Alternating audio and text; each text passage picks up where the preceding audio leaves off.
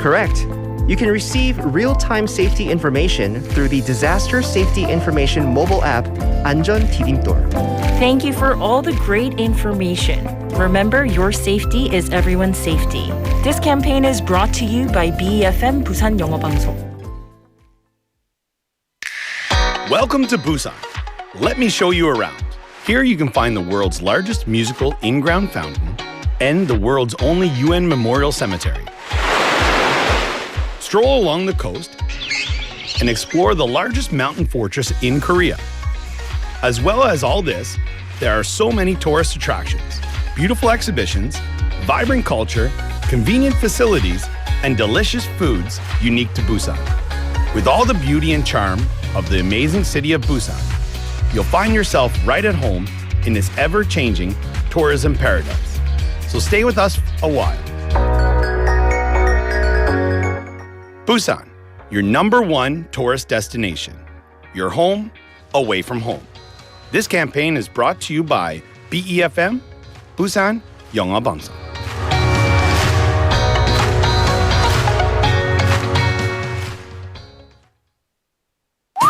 김밥가게 박 사장님도, 문구점 김 사장님도, 우리 부산의 경제를 움직이는 사람들. 우리 동네 작은 가게로 향하는 발걸음이 우리 부산의 경제를 키워가는 한 걸음입니다. 부산 방송광고 발전 협의회.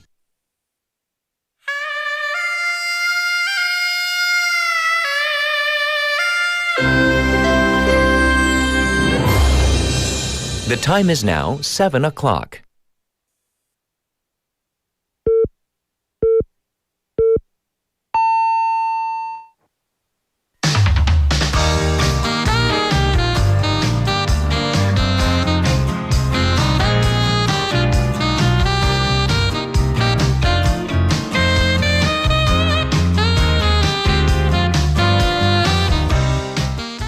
It is distinctly chilly this morning. Shall we call it crisp fall air? Well, there's actually a scientific reason for this crisp, clean feeling. I was curious. I checked. And even that aroma we attribute to the fall air, that's according to many scientists. According to one scientist, Dr. Teresa Crimmins, who is a professor of phenology. That's your word for this morning, phenology, 생물계절학, explaining that cooler air holds fewer molecules, meaning fewer things are floating around for our noses to detect. In essence, the air is less cluttered than during summer. Personally, fall is my favorite season, and I fully welcome it after this extremely hot summer. For some, though, fall can make you feel a little moody. So let me ask you, the wavers out there, are you enjoying the fall season, or does autumn make you feel a little sentimental? I'm Catherine. This is Morning Wave in Busan on Monday, October 20th on BEFM 부산 영어 방송.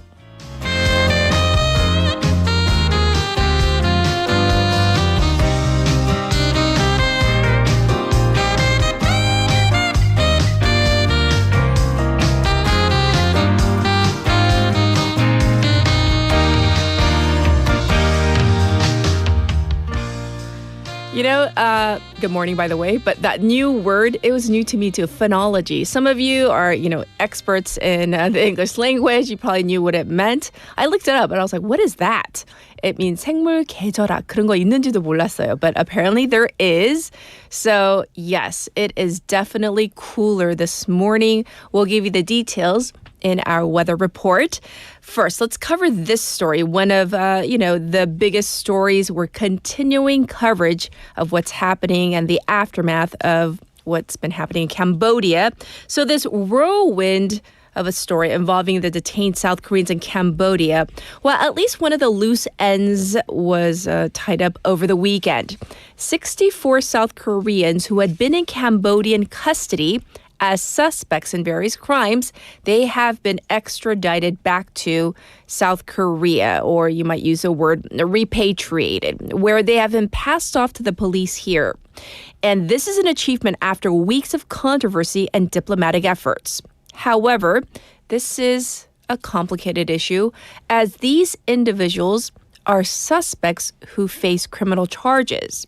And there are estimated to be hundreds, if not thousands, of victims of these voice phishing scams that the suspects were allegedly a part of. One victim spoke to the press and said that they lost 148 million won in a job scam by one of these Cambodian criminal rings and has had to declare bankruptcy. The trial for an alleged ringleader of one such organization is ongoing, for whom the prosecution requested 40 years in prison. And the damages incurred in this case amount to 15.5 billion won from 359 victims. And like many economic crimes and scams, having the suspects or perpetrators behind bars doesn't change the economic struggles of the victims. It's been reported that the vast majority of people extradited or brought back from Cambodia over the weekend were lower-ranked members of these criminal rings. So it means that for the victims, it'll be hard to recover their financial losses, at least based on past cases. So yes, chapter 1 of this saga is over, but for the victims and for justice, the work may just be beginning. And yes, we'll have further details of the latest of what's happening there. All right, time for a text topic. Going back to the opening, fall, autumn, whatever you want to call it, 가을. It's fully here, so let's share our fall plans. Kind of like a fall bucket list. What do you want to do? You know, what to do, what to eat, where to go. We want to hear about your personal autumn or fall bucket list. 자, 갑자기 가을 날씨잖아요, 완전.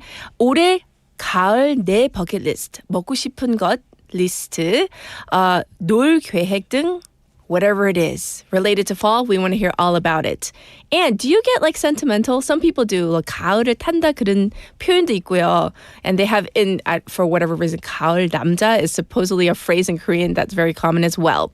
So send in your sentiments, your mood, and of course, what you're planning to do during the fall season to BFM's live stream live chat on YouTube. Go to the YouTube platform and type in BEFM or Busan 영어 방송 to find our channel.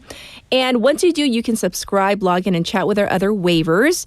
And from your phone, pound 9050 샵 9050. That's going to cost you 101. You can also reach me for free through Kakao Talk.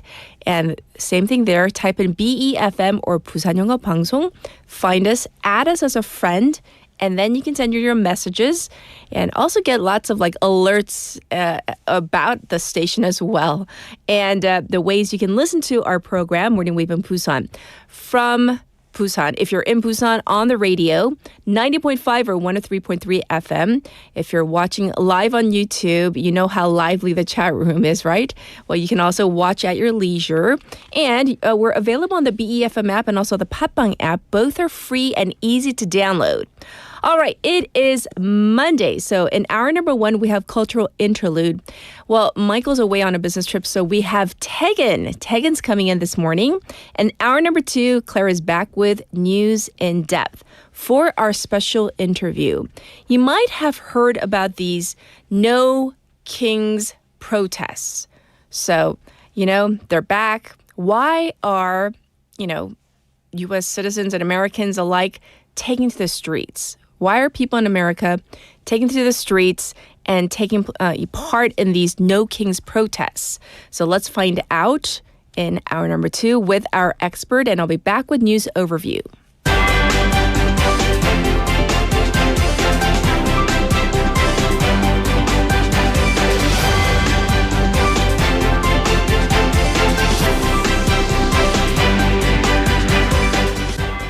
It's now 7:07 and this is News Overview. South Korean officials dispatched to Cambodia for autopsy. The National Police Agency said it has dispatched 7 coroners and inspectors to Cambodia to conduct a joint autopsy on the body of the South Korean university student killed in the country.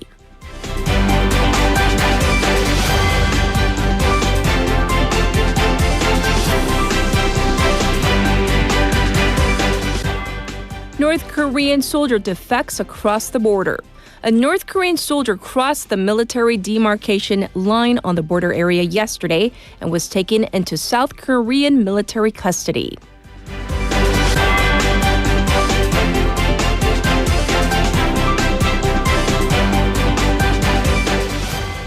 Presidential office says substantive progress made in U.S. trade talks. Presidential Chief of Staff Kim Yong-bum said that substantive progress has been made during a recent follow-up tariff talk with the U.S. with Commerce Secretary Howard Lutnick.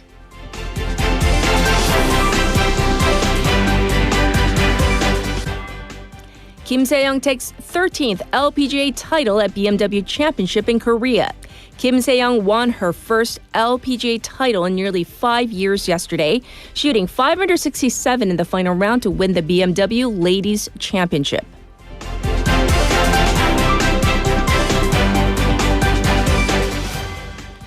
Israel carries out strikes on Gaza, claims return to ceasefire. Tensions are rising over the Gaza ceasefire as the Israeli military struck dozens of Hamas targets in Gaza and held off on aid transfer, citing a Hamas ceasefire violation. Sorry.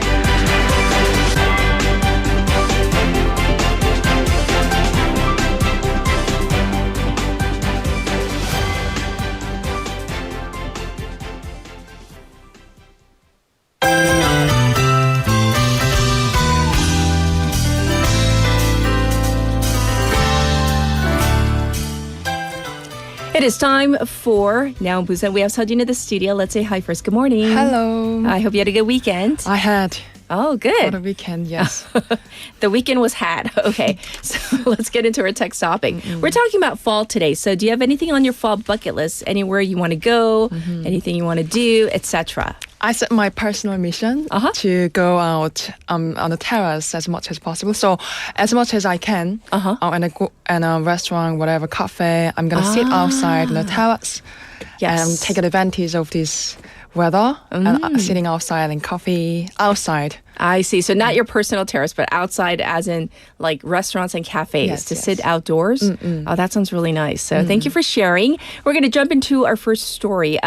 This is regarding the KTX-이음 line because the eastern part of Busan did not get any KTX-이음 stops last year. So it looks like they're giving it another go this year, hoping to add a new station or stations. Right. Haeundae District says the head of district Kim Sung-soo personally went to the Ministry of Land, Infrastructure and Transport last month, handing it what's called the Haeundae Attraction Plan to push for KTX-이음 stop there. Yes, and what exactly did he propose? He basically said the Haeundae is the perfect spot. It's got the famous beach, major events like the Busan International Film Festival, and around 1.5 million people living across 6 nearby districts. Right. What's really interesting is that Haeundae is getting huge support from Andong City up in North Gyeongsang Province. The city has even opened a section on its official website for people to join a petition supporting this stop in Haeundae and send an official letter to the Ministry of Land, Infrastructure and Transport asking them to consider it. Right, and it's not just Andong. Kijang has joined in on the push too, right? Yes, Gijang County's Mayor Jung Jong-bok, he went to the Ministry of Economy and Finance and Korea Railroad Corporation in person on the 1st, holding a one-person picketing to push for KTX stop at Gijang Station. Yes. Gijang County is trying to get more people to use station to strengthen the case. That's right. I hear that Dongnae is in the mix too, though, right? Dongnae District? Yes, Dongnae District likewise visited Korea in July, saying the area's got hot springs, diverse cultural tourism, so there's always plenty of visitors demand. And like this competition among the local government is only going to get intensified as local elections are coming. Right. So, last year didn't go as planned, but let's go back to it. What was the issue? When the KTX-이음 line opened last December, it only stopped at Busan Station in Busan, which means no other stations got included. The ministry said they've already had over 10 places across the country asking for stops. But they worried that if they add too many, it prevents it from fulfilling its role as quasi-high-speed rail. I see. Well, we'll get updates on this, hopefully, and we'll share them with our listeners when they come along. All right, next, we're going to talk about heritage. So what's happening on this front? Preparations are really going ahead for the 48th UNESCO World Heritage Committee meeting, which is happening in Busan next July. And they have set up a special planning team dedicated to organizing the whole event. Well, we do need a quick refresher. So what exactly is this committee? It's an intergovernmental body to protect culture and natural heritage. Since the UNESCO Convention was adopted in 1972, the committee has been making key decisions on things like adding new sites to the World Heritage List, protecting and preserving existing ones. Is this the first time that Korea has hosted? Yes, since its first session in Paris back in 1977. And this most important decision-making body and largest cultural heritage event will be hosted in Korea for the first time.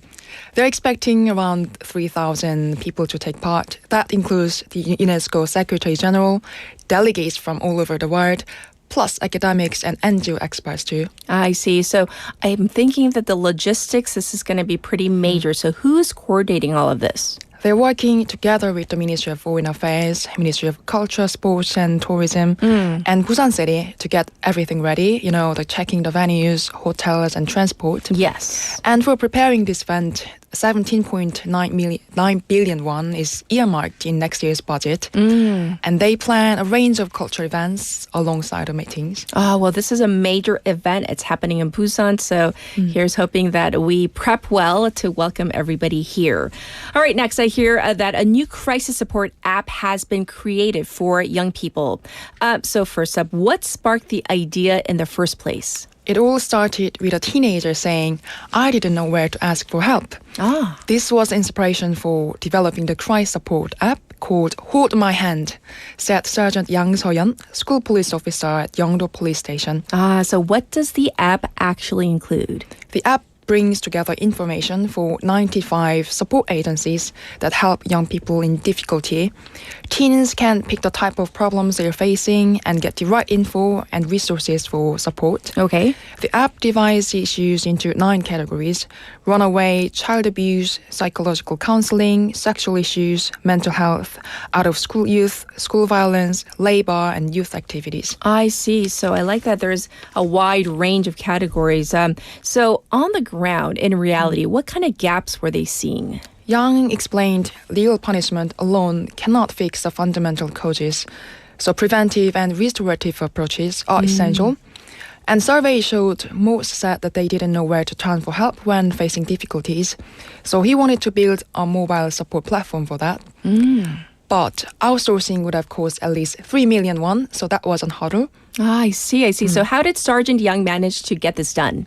Yang went to the AR department at Korea Maritime and Ocean University, where a professor introduced 2 students. Yes. Moved by the ideas, the students decided to build an app as a talent donation project. And after 7 months, it was finally done. Right. So what is the expectation now that, it's up and running? On official side, they hope that Busan's first integrated youth support app will help secure the golden hour for rescuing teens in crisis. I see. So what a great idea with this police officer coming up with the idea and also university students getting in on it. So thank you for reporting on this.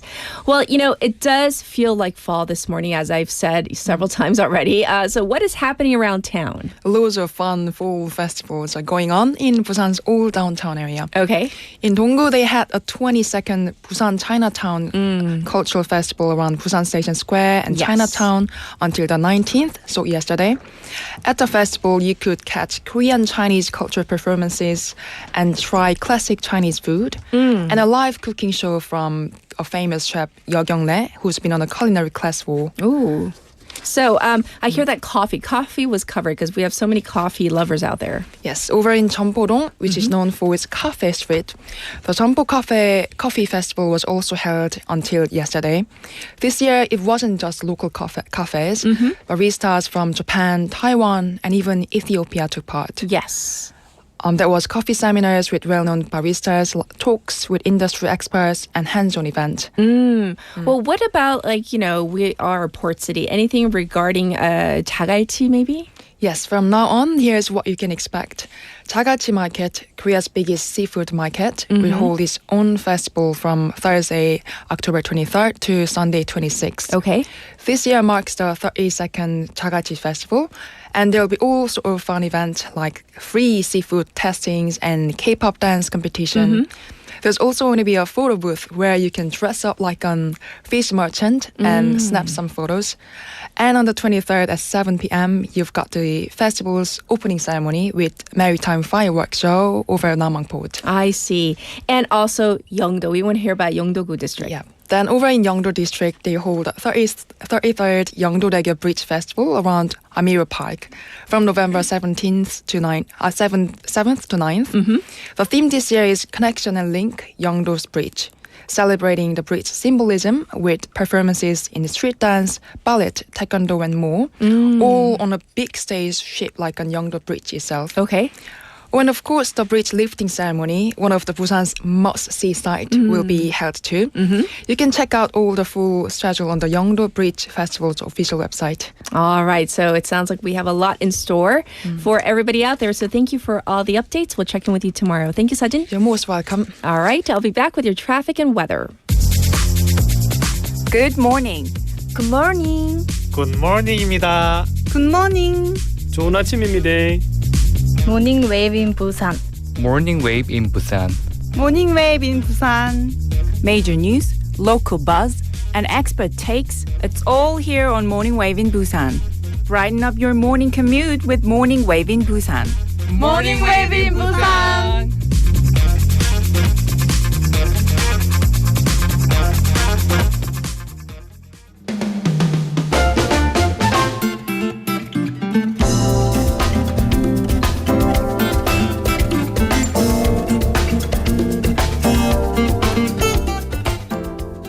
It's now 7:19. Here's your traffic report. There is congestion on the Dongso overpass from Hwangyong Ramp to the Old Kaegum Toll Gate. Also backed up on Gwanmun-daero from Pangnam Tunnel to Baekyang Tunnel. It's looking slow on Leunong Samsung-daero from Myeongji Underpass to Shino Bridge, and it's also backed up on Chungang-daero from Samjeon to Seomyeon intersection. Currently, it is 14 degrees Celsius under clear skies for once again, a cool, crisp fall morning. Chances of rain in the afternoon with the daytime high forecast to go up to just 20 today. Across the nation, significantly colder with single-digit morning lows in many areas, including Seoul, sitting at 6 degrees. Temperatures are expected to be lower than usual for the time being, and with the wind chill factor, please take care of your health. This was your traffic and weather.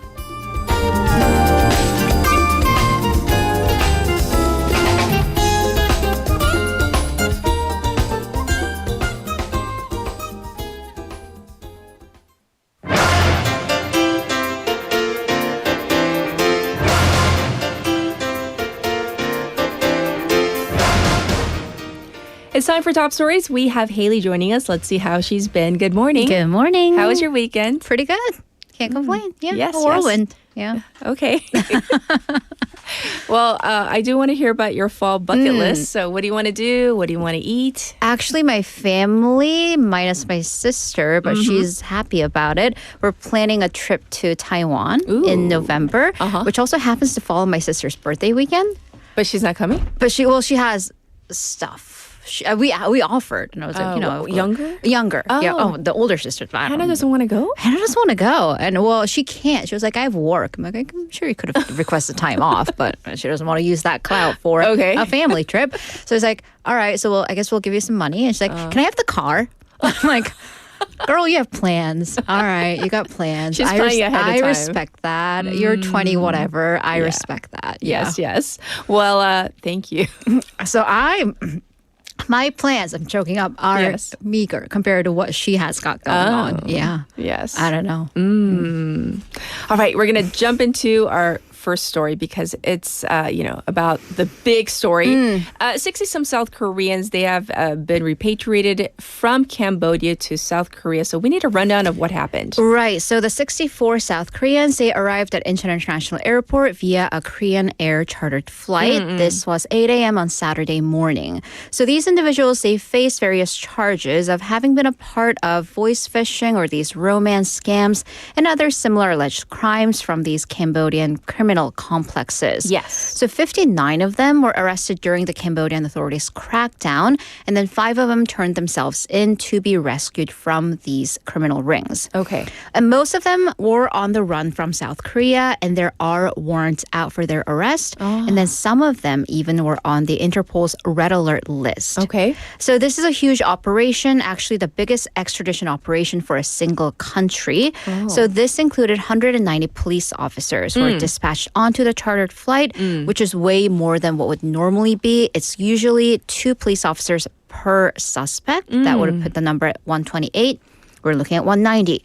Nurses and doctors were also on board for any medical emergencies. Yes. The suspects were arrested as soon as they set foot on the plane because under international law, the inside of a chartered plane is also considered South Korean territory and the authorities can make arrests. Oh, so what happens to them now is a big question. Right, so naturally they're facing investigations and potentially charges. So as soon as they disembarked, they were taken to the police in their respective jurisdictions. Yes. The police will now look into their charges as well as the timing. So what we're talking about is did they allegedly participate in the criminal activities after they were abducted and locked up, or did they actively participate even with the knowledge that they were involved in a crime? So intent here will be key. The police said that they will also run drug tests. Okay. They intend on delving into the overseas fishing and voice fishing and other scam rings through these investigations. That's right. So again, these 64 people are suspects facing criminal charges. But what about those under illegal detention? Right. So again, the 64 that have been extradited, they were under official Cambodian custody. There are still those believed to be illegally detained, at least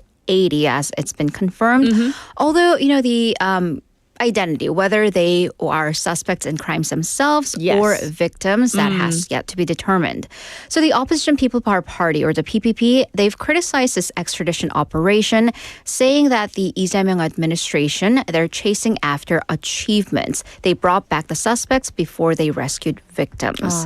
The police said that the Cambodian authorities are set on continuing their respective investigations and crackdowns, and also agreed to promptly alert South Korean authorities when Korean nationals are arrested so they can get the process rolling for a further extradition with cooperation from South Korean police on more technical matters like cell phone forensics and other technological issues. Right. So, of course, one of the biggest stories, hence why Kaylee just covered it.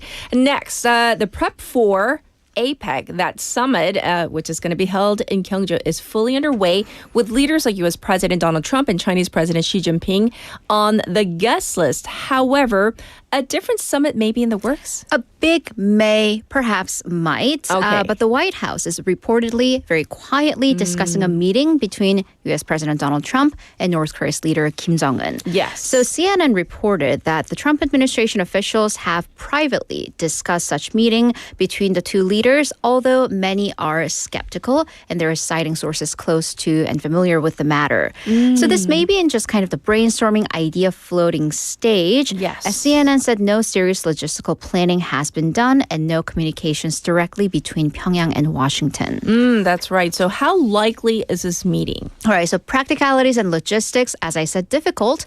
But then you throw in one factor, Trump and even Kim Jong-un's willingness. Because the U.S. president has both directly, publicly, and reportedly privately expressed a desire to meet with Kim again. So at least that part of the door is open. Yes. So if you remember, things, especially when it concerns Trump and Kim, they do tend to happen rather quickly, perhaps some may say on a whim, because during Trump 1.0, his first administration, a meeting at the DMZ was organized within 48 hours following Trump's tweet back then. That was an invitation. So apparently taking this back to what's happening now, when South Korean President Lee Jae-myung visited Trump during August at the White House, and this is, of course, when he extended his official invitation to APEC. He also happened to mention that the event could provide Trump with a prime opportunity to meet with Kim Jong-un, which piqued President Trump's interest. And Kim Jong-un also expressed his willingness to sit down with Trump during a parliamentary speech last month.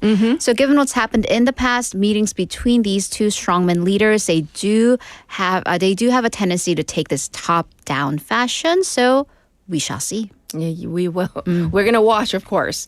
Now, for now, we're going to turn our attention to the war in Ukraine. Ukraine has set its sights on securing Tomahawk missiles from the U.S., as the U.S. has been reluctant to do so. Right, so this is the newest development in the Ukrainian war with Russia. So Ukrainian President Volodymyr Zelensky, he went to the White House last week for a meeting with President Trump, where the main agenda seems to have been to secure these Tomahawk cruise missiles. Yes. But it seems that Zelensky walked away empty-handed, at least for now. After the meeting, Zelensky said that the two leaders did talk about the missiles, but decided to not make statements because, quote, the U.S. does not want an escalation. To that end, President Trump has been trying to get the temperature down. He wrote on social media following the meeting, calling for both countries, Ukraine and Russia, to stop where they are now and end the war. And Trump is, of course, due to meet with Russian President Vladimir Putin soon, within the next couple of weeks in Hungary. Yes, but I do want to go back to the missiles issue. Can you give us more details as to why Ukraine wants specifically the Tomahawk missiles? Right, so what is the big deal here? So Tomahawk land attack missiles, these are long-range guided cruise missiles. They're launched from the sea to attack targets in deep strikes. Okay. And because they're cruise missiles, what that means is they hug lower to the ground, so therefore they can escape detention. So if Ukraine were to have these Tomahawk missiles, it would vastly improve its strike capabilities for targets deep inside Russian territory. Okay. So we're talking about military bases, logistics hubs, and airfields that are currently out of reach. So Ukraine's argument is that this improves strike ability on Ukraine's part. It's not only for attacks, but also give him more leverage to force Putin to take the ceasefire more seriously. I see. So for Ukraine, it could be more of a negotiations tactic because experts do say while the Tomahawks will be helpful to improve Ukraine's artillery, they won't really play a critical role in changing the overall flow of the war. I see. But now we have a better idea of why he was seeking them. All right, up next, let's talk about South Korean travelers to Japan who may have to pay entry processing fees maybe in a few years? Right. So not right now, not even in the next couple of years, but maybe. So according to Japanese outlets, the Tokyo government is planning on implementing a Japanese electronic system for travel authorization. So that would be JESTA. So like the US ESTA or ESTA, this is a pre-screening process for citizens from visa-free countries who are making short-term visits. So basically travelers and tourists. So this would be a change for South Koreans who, of course, they can enter Japan visa-free for tours at no cost. So for us, that could be an added cost that we didn't see before. So it's been reported that Tokyo will set its fees in reference to the US's ESTA, which is currently at $40 right now, so roughly 56,000 won. I see. So why the change in the entry system? Right. So local papers also analyze this as an attempt by the government of Japan to secure additional funding. So it all goes back to revenue. Yes. That's because Japan has recently expanded free public education to cover high school tuition. But inflation, so they're spending more money, but because of inflation, they're not getting as much in tax revenue from the residents. Got it. Therefore, the newspaper said that the strategy may be to put that financial burden on foreign nationals, they can't vote. So that might be that. So to that end, Tokyo is also looking into raising the international tourist fee from the current 1,000 yen, that'd be 9,400 won, 9,400 won, to somewhere between 3,000 and 5,000 yen. So that in Korean won would be 28 to 47,000 won. So it might be big changes coming, but we're looking at potentially 2028 for this.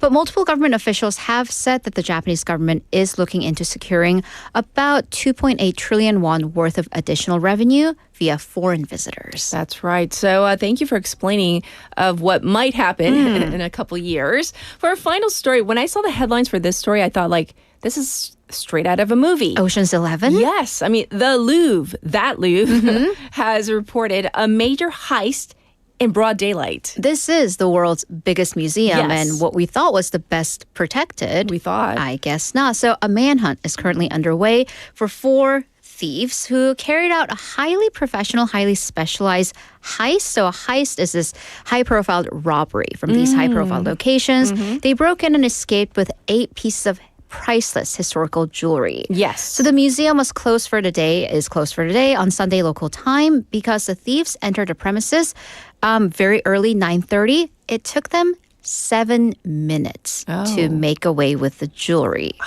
7 minutes. It was so right? well planned. Right. I'm so just saying. What are we talking about? Yes. A crown worn in the 19th century by Empress Eugene, who's the wife of Napoleon III. It was actually stolen but then found broken near the museum, just on the ground. We're talking about 1,354 diamonds just in that one crown. Other items of jewelry include an emerald and diamond necklace that Napoleon gave to his wife, Marie Louise. So much more coming. I will cover this more extensively tomorrow. Okay. There we have it. Yes. So thank you for all the top stories. And of course, we'll check in with you in hour number 2. Thank you, Haley. See you in a bit. All right. It's time for our first song break. So here it is. This is 305 by Shawn Mendes. It's 305. I'm on a roller coaster ride. Hoping you don't change your mind. I don't wanna let go. Never been so sure in my life. You're my sunlight on a rainy day. Would take my heart with you if you walked away. I'm a mess right now. I'm a wreck right now.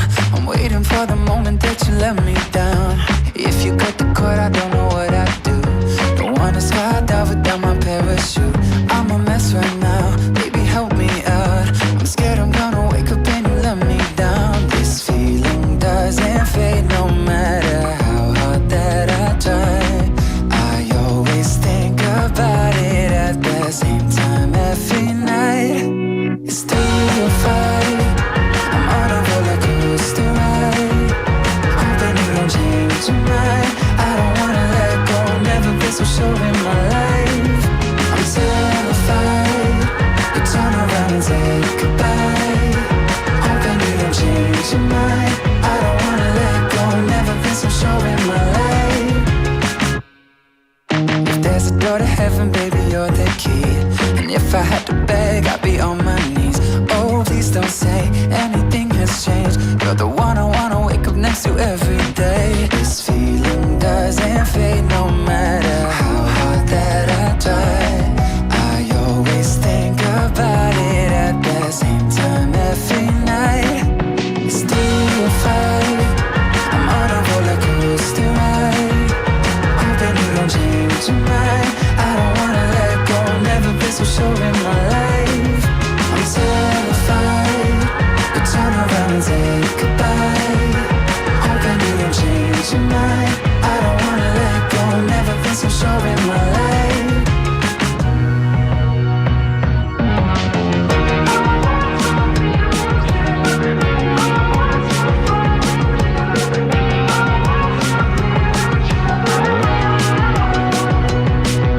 It's 305, I'm on a roller coaster ride.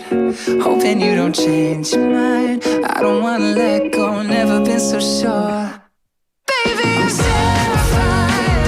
You turn around and say goodbye. Hoping you don't change. Please don't change your mind, darling. I'll never been so sure in my life.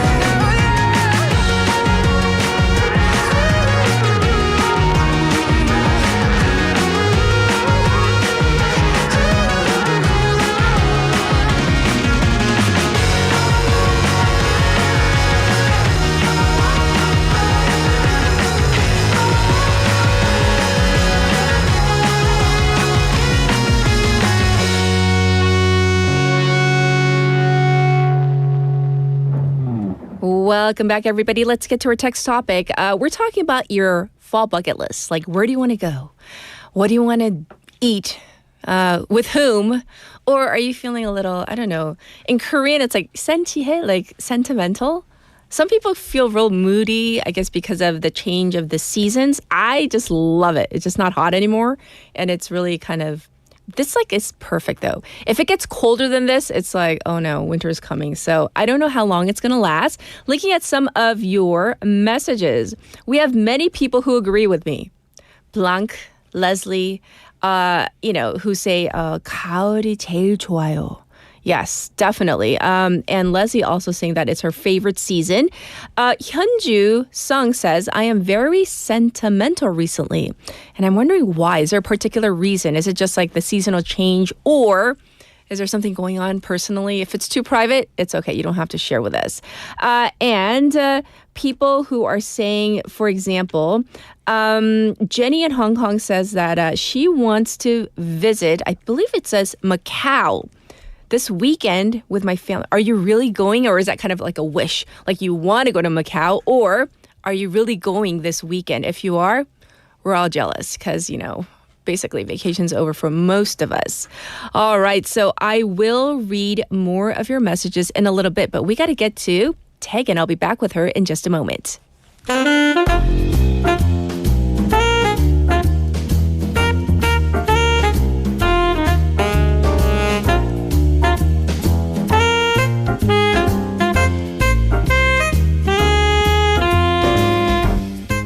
It is time for Cultural Interlude. Guess who's here? Tegan's here. Hello. Hello. It's my first time on Morning Wave. I know. Of all the years that I've known you, it's like kind of shocking and surprising. I was trying to rack my brain. Has Tegan been on the show? And it's like, no. Where have you been, girl? I'm in the evening. I'm a night owl. I usually am on the evening show. So I'm on All Star English on Wednesday. Yes. So if you guys listen to that, you'll hear my voice. But it's great to be here and great to see you. I know. So can you introduce yourself? Yeah, so my name is Tegan. I'm a reporter here at BEFM. I do on-the-mic interviews. So if any of you listeners ever want to be featured on one of our on-the-mic interviews, just send a message and you can have a chance to talk with me. Every Wednesday, I do a program called 길거리 영터뷰 where I go out and meet the citizens as well. So if you want to test your English knowledge... Can we lower her mic? She's doing too much promo for her other show. Well, no, I'm just saying if you guys want a chance to be on BEFM, come on. You can contact Tegan. You can contact me anytime. But it's a pleasure to be here and to be on the popular Morning Wave. Yay! So for today's cultural interlude, I heard we're going to be doing things a little differently. So I want your take on culture. What are we talking about? What kind of culture? Culture is like a set of norms, a set of values, things that people within a set group believe. Yes. And I heard previously we were talking about things related to music often. Yes. But I'm not really a music person. I like music, but I don't know the culture around music. Oh, that's fine. But I do know I'm a runner. Oh, she is such a runner. And a triathlete. So I thought, why don't I share my culture, share things about running, share things about triathlon, maybe things that people who are, maybe if you are a runner, you might connect and you might have your own take on these ideas. Maybe if you're not, you'll listen and you'll go, that's why they do that. Or you might have some interesting thoughts about it. So I should ask you, Kat, I know that you are so active and you have a lot of things going on. Do you know anything about running culture? I just started. Oh. Like literally? Let me promote my running club then. No. No, I'll say slow jog. I don't want to say I'm a runner. Oh my gosh. So actually, I exercise, yes. I recently made a running club for beginners. Oh, really? It's free. Oh, so nice. Actually, anybody listening, you guys can also come. It's on Wednesday nights, 8 p.m., 2K, 3K, or 5K. So, okay. But that's probably too late for you. Yeah, I gotta prep for a morning. I go to bed early because I have to. It's a occupational hazard. Yeah. Can't stay out late, can't go drinking. But you've just gotten into running. Yes. And there's probably so many things that I have so many questions. So many questions. I'm so glad you're on. Yay. Yay. All right. So let's start with, where are we starting? Okay. So the first one, I'm going to say some things that are a little bit interesting or maybe even I find to be strange about running culture. And the first one is suffer pain flex. Oh, yeah. So I don't know if you've ever noticed. So these days, a lot of these cultural trends are due to the rise of SNS and how we are always posting photos and things like that. Yes. Now, this one is people like to show that they're suffering, that they experienced pain by showing off photos, for example, of their blisters, showing photos of their black toenails. Even this one is a little bit a little bit more extreme, but Yes. in triathlon, I'll see photos of people that have crashed and they're showing like they maybe have some like scratches or they're that's serious. Yeah, but they're not severely injured, Okay, but okay. showing that on their SNS as a flex. For me, I'll be honest. My account is set to private on Instadang. So, but I had to wear a cast for 2 weeks because I was doing too much too quickly. Was it from running? It was my attempt at running. I don't want to call myself a runner yet because Okay. I was working my way up, speed, walking, and then I was doing a little bit of intervals, and then I think the doctor's like, "Did you stretch?" And I was like, "A little," and he's like, "How long?" Because he's he's on that field. Anyways, sports medicine. So I was just like, I think I stretched for like a minute. He's like, that is not enough. He goes, you need to like really stretch. Oh. And like you need to, work your way up. And I was like, but I had this plan. I printed it out. I showed it to him on my phone. I was like, this was my plan. Doing intervals, working my way up to full on running. Okay. And then it just, And you got a stress fracture, or yeah, he thought it was a stress fracture. He's like, well, we can't tell, So he's like, just put a cast for 2 weeks. It was no big deal. Did you flex it? Did you post this? I posted it, but I didn't attribute it to. I just said, oh, walking is hard with this thing on. Oh, it was a semi-flex. You missed an opportunity. But I didn't flex, You yeah. could have been, I've been running so hard. Look at what happened. No. But this is kind of a trend. People are showing like their black toes as a symbol, almost like a medal. Like, look what I achieved. Right. I worked so hard. And also showing like the lost toenails, the bike crashes. Right. There's a famous triathlete that I follow, and she showed this photo of her face with big scratches down it, and kind of showing I crashed, but I still finished, even though kind of showing I'm so strong. But I don't know. I like it. Yeah. I mean, the fact that she's flexing, but at the same time, how strong she is. Yeah, that she completed something, her task. So do you want to open up your feet and see black toenails? And no, not really. Okay. All right. So that is the first cultural thing that it's normal in the running world. And if you see it, that's why people are trying to it's like a soft brag. Yeah. But you know what? Maybe they're worthy of it. You worked hard. You Yeah. earned that. So that is Right. the first cultural thing that I think is a little interesting these days. Okay. What else? The next thing is running has, I don't know. Okay, here's my opinion. Okay. Running has become the new dating club. I hear. But I think in Korea, it's been it's been a dating club for a long time. Because to be honest, when I first went to running clubs Yes. about 10 years ago in Korea, I actually got asked out on dates. But now, I'm not single. I have a boyfriend now, but I never get, now the problem is once you get into the running world in Korea anyway, you kind of know everyone. And then you don't really get asked out as much because once you get developed into the running community, Right. then you're out of luck. Because people know who you are. And everybody knows everybody. They're like, oh yeah, Tegan has a boyfriend. Don't ask her out. Well, not that. They're like, I know Tegan. No.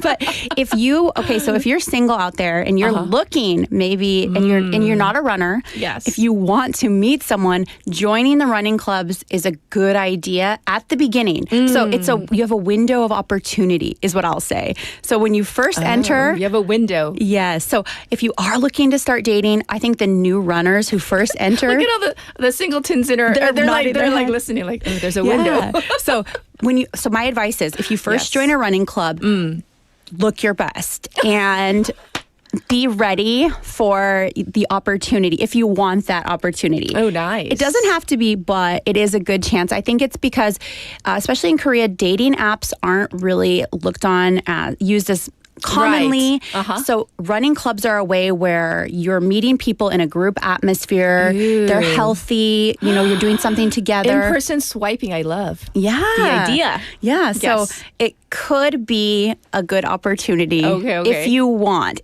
Okay. Also, running clubs, a lot of them, especially in Korea, have age limits.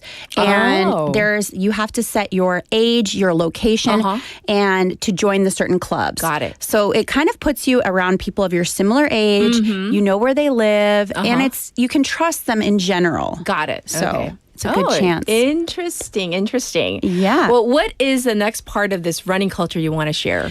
This is something that has changed a lot over the years. Okay. So I first came to Korea in about 2006, 2007, and I was running then, and I'm still running now. And running has went from where, mostly it was ajishis, me and the ajishis, and we would wear ajishi-style clothes. But now running has become a fashion show. I've noticed that. Like, I just go around, like, there's a little, like a man-made reservoir lake around where I live, like right at, maybe I'm giving away too much, but like Changsan, that mountain there. And there are some people who just come casually, and then there are the fashion people, the fashionista runners that you're like, whoa. And then I'm always checking them out, like, what is that? Like, like set up and get up, and some of them are like decked out. Well, so here's the thing. When I first started, I was embarrassed. I remember I did buy one time a brand new outfit with like matching top, matching shorts. And in a USA, when I wore it, I was a little embarrassed because it's like, it's all new, it's all matching. And everybody else was wearing their old like high school t-shirt and like old shorts. I show up in this outfit, it looks kind of weird. And so I would always try to like match one old thing with a new item. Sure. But running has evolved now to where people are wearing full matching sets. Right. And not just that, the shoes. Okay. Shoes they've developed a lot. Now, they used to cost, let's say, you could get a great pair under, 10만 won, under $100. Now the shoes cost in general, just for a nice pair, about $300. So 30만 won, because now the technology has changed. Yes. But people who are just new to running, they don't really know what's good or what's not or what they need. And I'm in that boat right now. And so you might end up buying shoes that are $300 that you won't really need. Oh, no. So I go to a race. I went to a race on Saturday. I went to Gyeongju Marathon, and I look at the feet of the people around me. Everyone's wearing shoes that are about, on average, $300. Wow. How much do your shoes now cost? The shoes I'm wearing, the shoes on my feet right now are like $20. The most expensive shoes I own are my running shoes. Okay. So it's like a real thing. It's a real thing. But I've noticed in Korea, like whether it's hiking, or whether it's running, or whether it's even like swimming, people come decked out. Like, like dressed appropriately, but I mean, they want the full set. But even in America now, this is becoming more of the trend. I think also because also in America, running clubs are becoming the dating clubs. Right. So I guess everything, and also social media now, it's kind of everyone wants to post. I don't know if it's true, but at least in New York, I hear that you're supposed to wear black. If you're single and ready to mingle. Well, in Korea, almost everyone Everybody wears is black. So be careful. Yes. If that's the message you're giving off here. All right. Maybe one more piece of the running culture. Sure. So I would say one more thing is running has become a visual art. And when you go for a run, you don't just go for a run. You almost go for a run to try to get that perfect photo. Yes. And there's some recent trends. So, for example, one of the most common ones was a strange trend where you would put your camera inside of a refrigerator at, let's say, a convenience store. And you'd open up the refrigerator and get your camera out. And it would look, or you would open up the refrigerator and get a drink out, close the refrigerator, and then your run stats would be on. You would edit the photo to put your run stats on the refrigerator. So this is kind of a interesting running trend that everybody was taking part of like the last month or so. So it's like does it change? So right now it's that? That is the current one. I'm sure it will change. There's always new things, but I guess if you try to do the running refrigerator post, we're a little bit late for that one. So think about, I guess, when you're running, everyone's bringing their cameras. They're trying to get their best photo, trying to get these shots for the gram. Right. Definitely flexing a little. Whether it's an injury or maybe like glimpses of your new shoes or whatever it might be, right? Yeah, those are all different ways. So these are some of the things I've noticed recently with the running culture. Yeah, I'm just not, I don't know. I flex with my cooking. You flex with your cooking? I post a lot of like stuff I cook at home, but not so much the running running. I'm not there yet, but maybe I will. A good idea if you want to flex with running and cooking is you could show your pre-run meal or post-run meal and then show how many calories you burned and how many calories your meal is. Interesting. I'm going to help you to become a runfluencer. Okay. We're on that track. There you go. I want to thank you so much for coming in early this morning for work. Thank you. And of course, people can check it. You know when to check her out. She doesn't have to promote herself. So we love Tegan having you on, and have a wonderful day. Thank you, Tegan. Thank you. All right. It's time to wrap up hour number 1. And so here it is. This is Yo Yeah. This is by The Classic, and I'll be back at 8.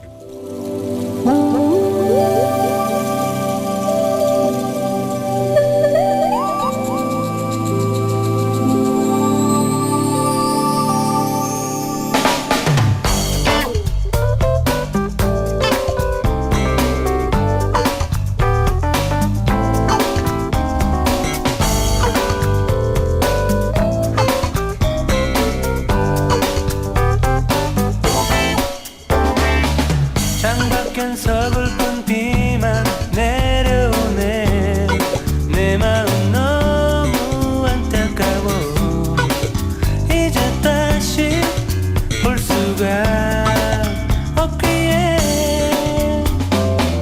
처음 만났던 그날도 비가 왔어 우산도 없이 마냥 걸었었지 너의 눈빛 촉촉히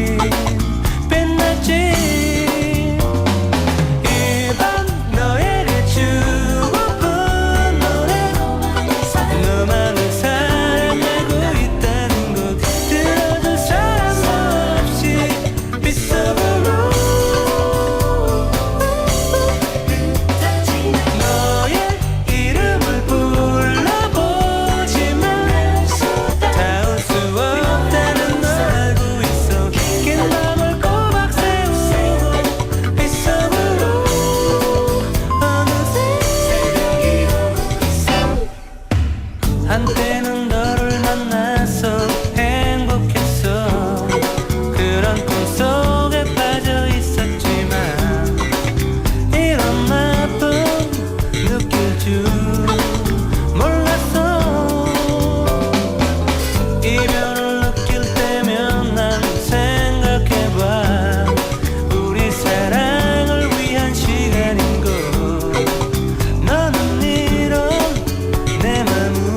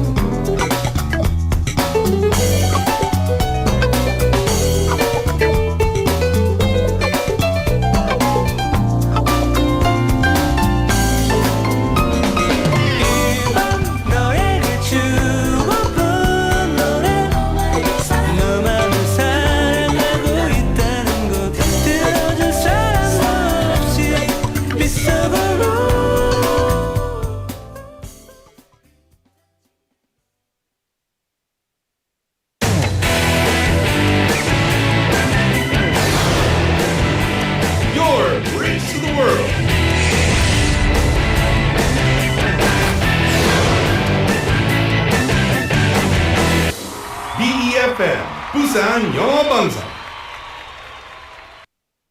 랜드로버의 모든 것이 한 곳에 전시장과 서비스 센터가 만나 랜드로버 부산 센텀 컴플렉스 센터로 더 새로워졌습니다. 신차 상담에서 애프터 서비스까지 원스톱 서비스를 만나다 랜드로버 공식 리테일러 HS 효성 프리미어 모터스.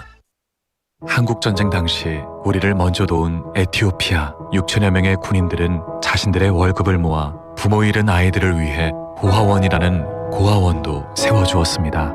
그러나 지금 에티오피아는 위기에 처해 있습니다. 끊이지 않는 내정과 기후재난으로 대부분의 의료시설은 파괴되었고 의약품도 부족해 간단히 치료할 수 있는 질병으로 사망에 이르는 상황입니다. 바로 지금이 우리가 에티오피아의 진 빚을 갚을 때입니다.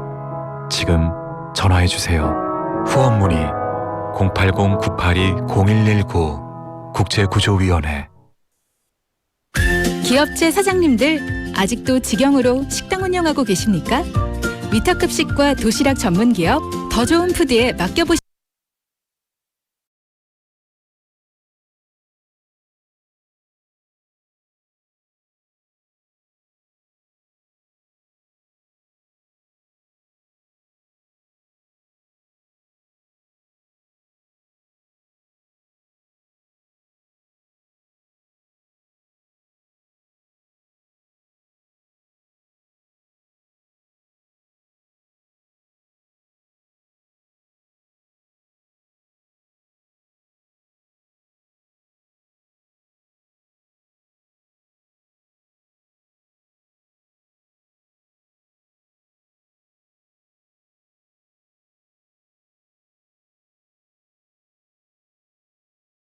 모두가 안전해집니다.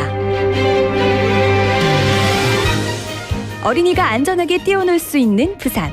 아이 키우기 좋은 도시는 우리 모두의 미래이자 희망입니다. 이 캠페인은 어린이가 안전한 부산을 만드는 은행, B&K 부산은행과 함께합니다.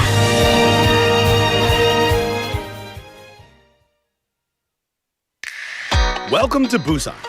Let me show you around.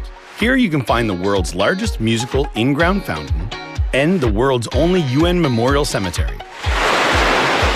Stroll along the coast and explore the largest mountain fortress in Korea. As well as all this, there are so many tourist attractions, beautiful exhibitions, vibrant culture, convenient facilities, and delicious foods unique to Busan. With all the beauty and charm of the amazing city of Busan, you'll find yourself right at home in this ever-changing tourism paradise. So stay with us a while. Busan, your #1 tourist destination. Your home, away from home. This campaign is brought to you by BEFM, Busan 영어 방송.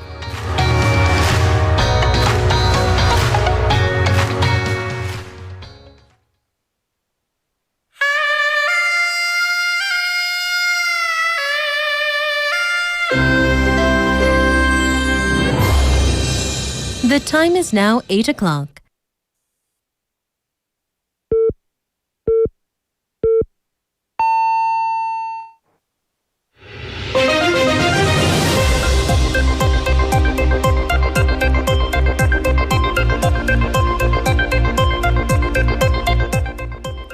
Welcome back, everybody. This is hour number 2 of Morning Wave in Busan. This is Spotlight News. South Korean officials dispatched to Cambodia for autopsy. The National Police Agency said it has dispatched 7 coroners and inspectors to Cambodia to conduct a joint autopsy on the body of the South Korean university student killed in the country. The Cambodian Vice Chief of Police is meeting with the South Korean police leadership later today to discuss the scam rings, cooperation efforts from the two countries, and establishing a Korean desk at the Cambodian local station.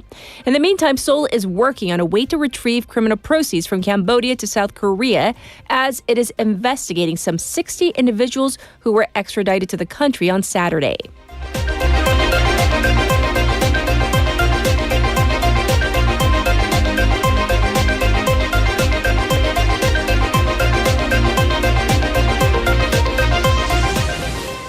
North Korean soldier defects across the border. A North Korean soldier crossed the military demarcation line in the border area yesterday and was taken into South Korean military custody. South Korean troops detected and tracked the soldier crossing the central section of the border and conducted an operation to help the soldier arrive in the south. North Korea has not made any unusual movements so far, according to the Joint Chiefs of Staff. This case marks the 3rd defection in the Lee Jae-myung administration, with the 2 previous cases involving civilians.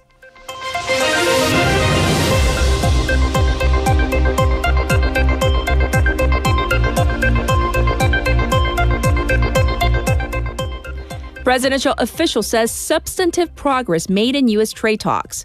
Presidential Chief of Staff Kim Yong-bum said that substantive progress has been made during a recent follow-up tariff talk with the U.S. with Commerce Secretary Howard Lutnick. Kim said that the government will make efforts for smooth negotiations and come up with results that will benefit national interest. Kim, along with Finance Minister Gu Yun-chul and top trade negotiator Yeo Han-gu, have been in the U.S. for trade negotiations over the $350 billion investment deal. Kim said that some aspects still need to be fine-tuned and said that there is increased possibility of the two countries reaching a deal on or before the APEC summit in Gyeongju later this month.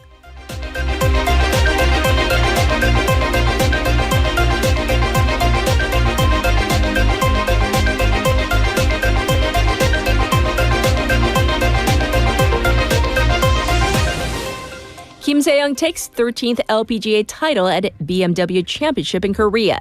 Kim Se-young won her first LPGA title in nearly 5 years yesterday, shooting 567 in the final round to win the BMW Ladies Championship. The 32-year-old veteran held off Japan's Nasa Takaoka for a 4-round total of 24 under 264 in Haenam, Jeonnam Province. This was the 6th edition of the BMW Ladies Championship, the only LPGA tournament held in South Korea each fall, and Kim is the third South Korean champion after Chang Hana in 2019 and Ko Jin-young in 2021.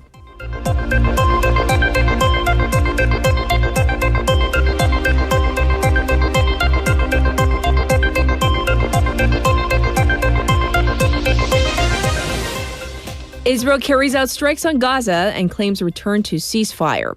Tensions are rising over the Gaza ceasefire as the Israeli military struck dozens of Hamas targets in Gaza and held off on aid transfers, citing a Hamas ceasefire violation.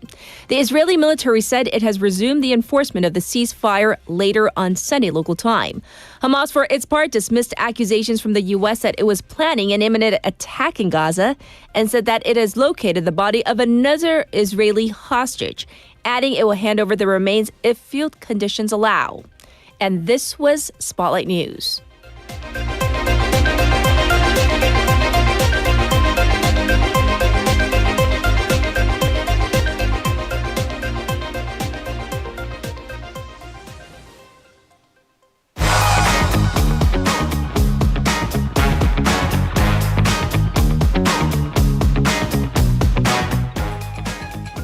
It's now time for Waglwa글. So we have Haley back in the studio. Let's waggle. Yes. So first up, I saw photos from this event. Oh, we all did? So yes, we're talking about this particular charity event that's been under fire for seemingly veering off track from its intended purpose. Right. So if you have a social media presence, no matter how small, you may have seen photos and footage from this. This was the W코리아, the magazine's breast cancer awareness event. Yes. It's called Love You W.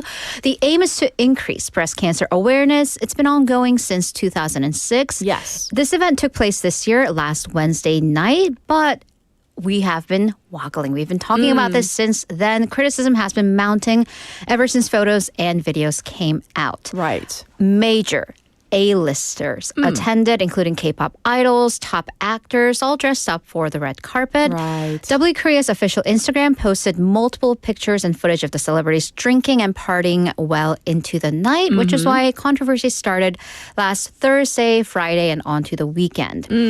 Because of the top billing lineup, a lot of outlets reported on it with glamorous photos following. Yes. So this is why we've been getting bombarded with the coverage. Another point of controversy was with the musical entertainment of the night. Singer J Park Park Jae-bum. One of his top songs is 몸매, which literally depicts a woman's body in an objectifying manner. Yes. That's the whole intent of the song. But again, this was breast cancer awareness event. So was that appropriate? Seems to have been the question. Wkorea, for its part, deleted the video of that performance some 20 minutes after they posted it. J Park has apologized but said that he actually performed here without any pay, and this was well intended. I see. So some people found this sort of tone deaf with the intent behind the event. Once again, it's a charity for breast cancer. Right. So one person who wrote on the comments said she herself is undergoing treatment for breast cancer and said she wonders if any of these celebrities so much as searched breast cancer before coming to the event. Yes. And what does a party have to do with breast cancer? Another netizen pointing out any cancer patients, even if they go into remission, they can't drink. Right. So is having this sort of a very alcohol flowy party, was it necessary? And also pointing out that they didn't have a single pink ribbon in sight, or at least they didn't see it. Right. And so to cover all sides of this issue, these charity events, they do raise money for the cause, right? Right. So, in the U.S., in some countries of Europe, it is very customary to have these very glamorous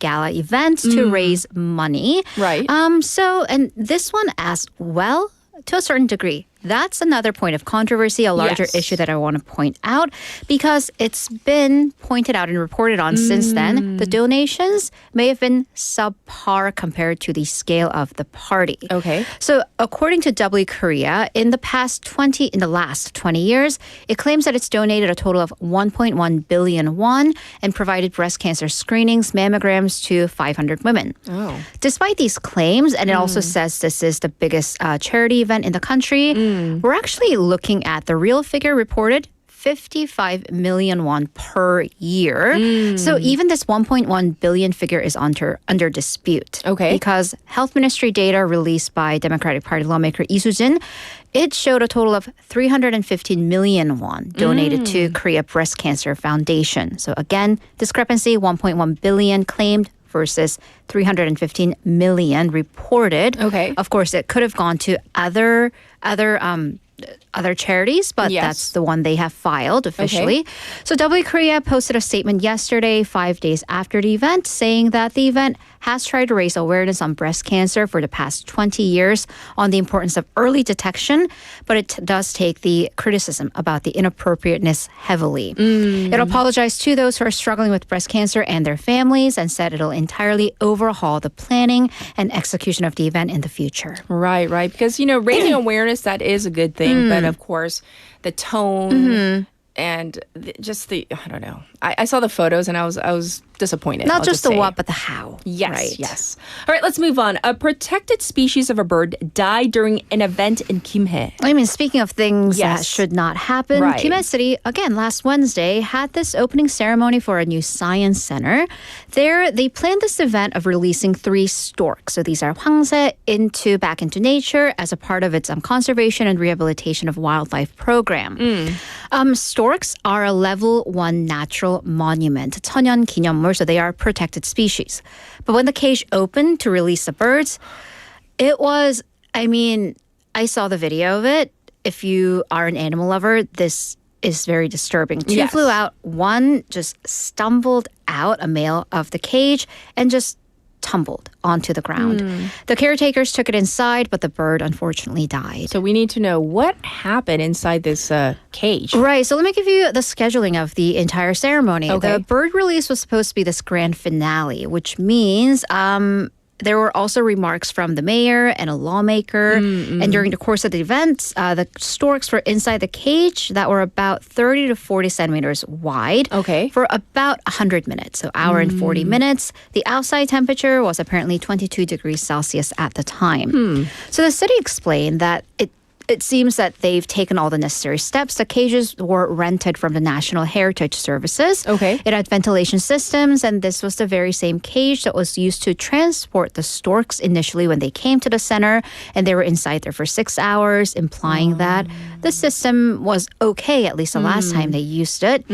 However, environment activists say that being outside during direct sunlight, that could have heated up the inside of the cage, and expressed outrage at this sort of treatment of protected species, calling for a full investigation, an apology, as well as a ban on using real animals for show in future events. Right. I don't know. Maybe the intent was okay, but the way they went about it, once again, was the cage big enough? Did they check the temperature constantly? Was it really necessary to have the release of protected species? Releasing them is fine. Great. That's the intent. But 100 minutes is a long time. Yes. And they were transported for 6 hours, right? Or they were there for... Or, yeah. Yes, for longer than an hour. All right, up next. One national park has issued a warning against unauthorized hikes, especially for photos? Right. So hiking, major fall time activity. Yes. But Mount Seorak, Seoraksan National Park has reiterated that peak 1275, 1275번 봉. It is not authorized for public entry, and even asked people who have gone there without authorization and taken photos there and posted them to please delete those photos lest you encourage others.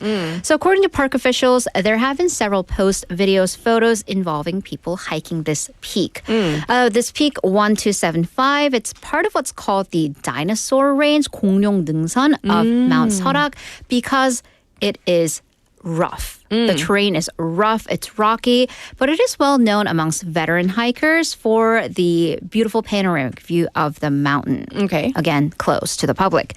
Because it is, once again, unofficial, not open to the public. If you do go on the trail, you may be fined up to 500,000 won, 50만 won. Ooh. Also, the dangers involved, right? Realistically, though, it is difficult to send out rangers to the trail or multiple trails. There have been multiple hikers and accidents, including last June, a hiker who fell, and this person was in their 30s. I mean, saying that probably assumed mobile, very active, but they hurt their face and knees and had to be rushed to the hospital. Back in August of 2010, there was even a fatal accident. I see, which is why park officials have reiterated that this peak is banned. Right. So on its social media, Seorak National Park posted that, yes, this peak is banned. It's not a stage for social media likes. So it had a very pointed comment saying that this peak doesn't need photos, it needs protection. Park authorities also asked people who have posted videos or photos of themselves from the peak to take them down, again, to not encourage other hikers and give them tips. Yes. So once again, if you haven't heard, peak 1275, not open to the public. Just general, only go on to authorized open trails. Let's just, All right, we're going to go back to Cambodia for our next story, for our last Woggly story. And someone whose instincts may have saved a young man. Right. So this is, again, my case for always overreaching and asking for unsolicited help. This is kind of what some may seem as like going too much, but could save lives. So a lot of young people, we've reported on this, have been lured to Cambodia under false pretenses or maybe even fully knowing about what's going on with the scams. This included a teenager, late teens, who went to Incheon International Airport with a ticket to Cambodia. But a Korean Air employee, actually, the employees at the check-in desk, they noticed that he came with a temporary or emergency issued passport. So this seemed very last minute.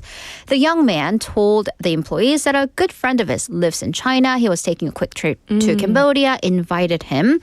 However, because of everything that's going on, very suspicious, they convinced him not to go. So he left. Okay. But then came back. This time with a round-trip ticket. But on the ticket was a Chinese phone number with a country code and what the employees described as a very suspicious email address. So Ms. Park Jin-hee, the employee at the desk, said that he actually reminded her of her own son, similar age, and she persistently convinced him this does not look safe. It's dangerous. Do your parents know what's going on? So ultimately, they got him to give up fully. Okay. Police investigation revealed that he was actually a victim of a scam, and he actually kept getting these threatening text messages on his phone while he was speaking to the airport employees. Wow. The police, therefore, have helped him to change his resident registration number, sort of his social security number, to help him escape blackmailers and kind of get a new start. Wow. What about, her instincts were so good, and she spoke up. And he, being 18, 19 at most, he probably didn't know what was going on. And it is so easy to lure, scare these young people. Well, thank you for ending it on a good note. We're going to wrap things up for Woggle. Woggle, we'll check in with you tomorrow. Thank you, Haley. Have a great day. All right. Now let's get to your updated traffic and weather.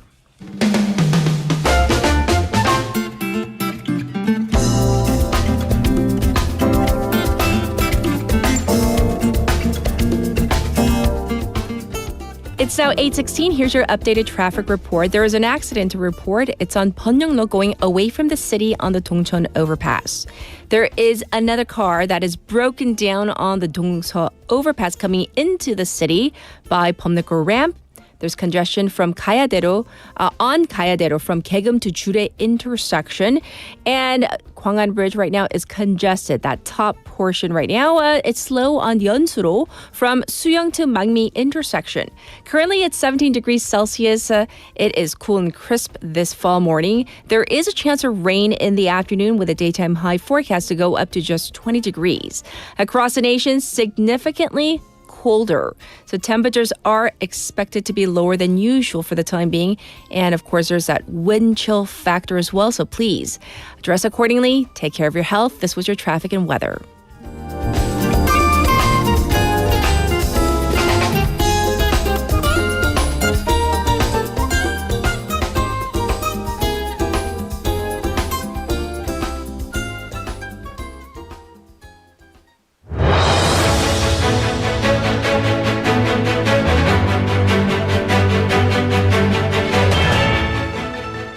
It's time for your special interview. So have you heard of this No Kings protest? Well, one or many of them actually did take place against President Donald Trump in major cities across the U.S. on the 18th local time.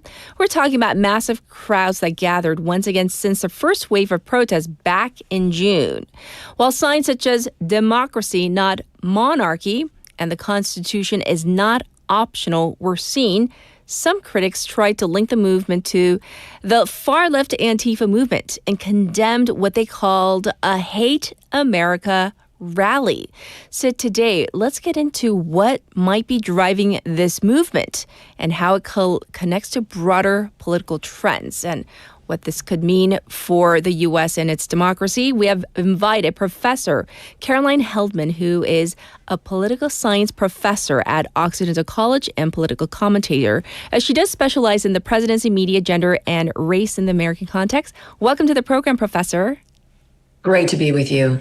Yeah, so first of all, this is, from what I understand, there was like a first round back in June, and now maybe the second round of this No Kings protest. So for people who might not be familiar with this movement, what is this all about? What issues do the protests aim to address? Well, the big thrust of the protests, the one back in June and the one that occurred yesterday in the U.S., is really to send a message to Donald Trump about authoritarianism. The organizers actually say, look, this is to stand against the rise of authoritarianism under Donald Trump. And I don't know how many folks remember, but he kind of joked about being a dictator on day one. And for a lot of folks, they're saying, look, that wasn't a joke. It is very clearly happening, right? He is consolidating power in the executive branch. He is using executive orders, which is just the president signing an order and putting something out into the world in a way that overrides the other branches of government. He is scapegoating vulnerable populations like immigrants.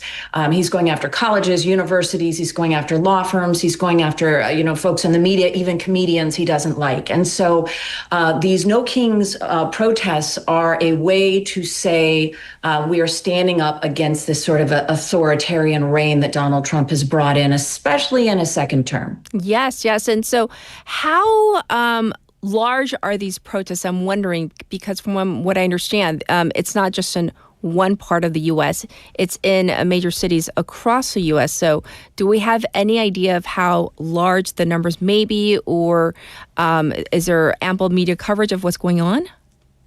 Well, it was certainly the headline and on every major news station in the United States yesterday. Mm-hmm. We know in June that it was the largest protest in U.S. history at about 5 million people. So it is happening in big cities. It is happening in little towns across the United States. It didn't matter where you were, you could join a protest. Mm-hmm. And there is reason to believe that while the one in June was the largest in U.S. history, that the one yesterday might have exceeded it because there were many more registered protests. And the way in which these protests happen is you register with a national organization, and then everybody gets training on de-escalation to make sure that there's no violence at these protests. And I'll say it's notable, there was no violence, there were no arrests, and probably the largest protest in U.S. history. We'll wait on those numbers. I see. And what do you think these protests reflect about the broader trends in U.S. democracy and political engagement, the mood and atmosphere of the country right now?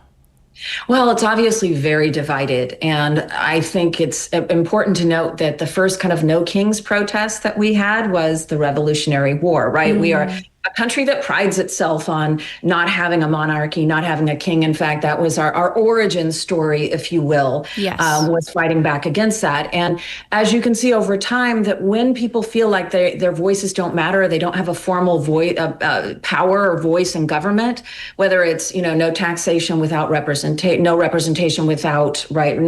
taxation without representation with the colonists, or it's today where a lot of Americans, even though Donald Trump's policies are wildly unpopular, a lot of Americans feel like they have no way of kind of conveying that. So it is not surprising, as somebody who's looked at the long history of the United States, that when people feel disempowered, they will turn to protest actions, they will turn to consumer boycotts, for example, in order to have their voices heard. And that's what we saw yesterday. Just a lot of folks saying, look, we don't like the policies that Donald Trump is putting in place.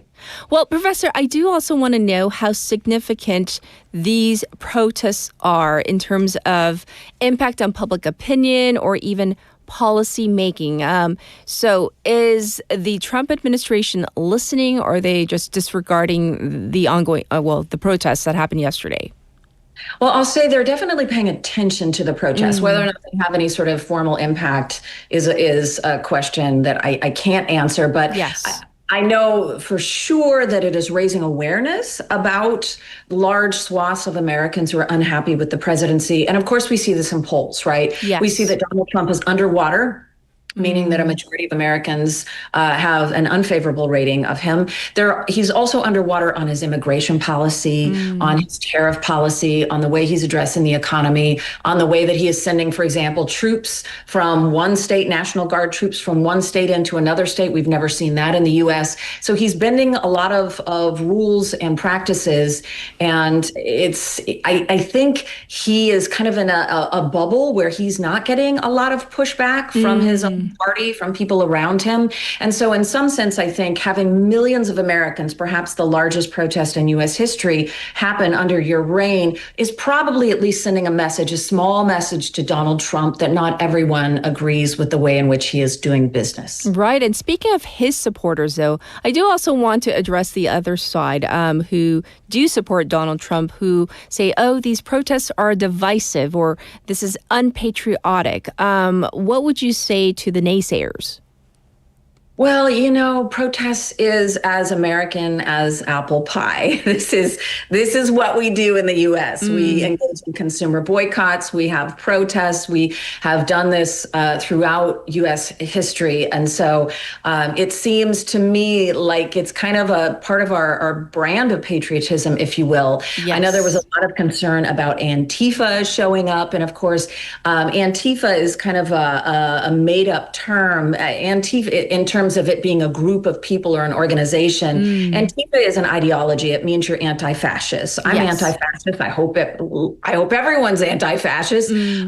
But there's been this kind of rumor mongering about violence that's going to happen in these radical people, and they just don't actually exist. And so I would just push back a little bit against the kind of fictional narrative around these protests. What we did see is like mom and pop and kids are out, and folks from the Sierra Club were out, and folks from labor unions. And for folks who might be unfamiliar with what I'm describing, it is a wide and diverse swath of Americans, many of them centrists, independents, Democrats, perhaps some more extreme, but by and large, these were protests from middle America out to the coasts. And as we wrap up our conversation today, Professor, what long-term effects could these type of No Kings protests have on the democratic norms and also civic participation? Well, we're certainly seeing more Americans getting engaged in politics, which is always good, whether it doesn't matter left, right, or center, doesn't matter what you believe. Having people showing up to the polls, turning out to vote, turning out to protest, to have a voice in politics, it is always a positive thing because it means that they're engaged in their government. And I would just add that, if you hated America, then you wouldn't show up to protest. That's showing up to tell the United States government that you want it to do something different is the ultimate act of love. It means you're invested in that country. It means you're invested in the United States. And so I'm looking at this and hoping, that it continues for folks who feel like they don't actually have a voice with the Trump administration's practices. I see. Well, of course, we thank you for coming on air with us to explain what's been happening with these No Kings protests. Take care, Professor.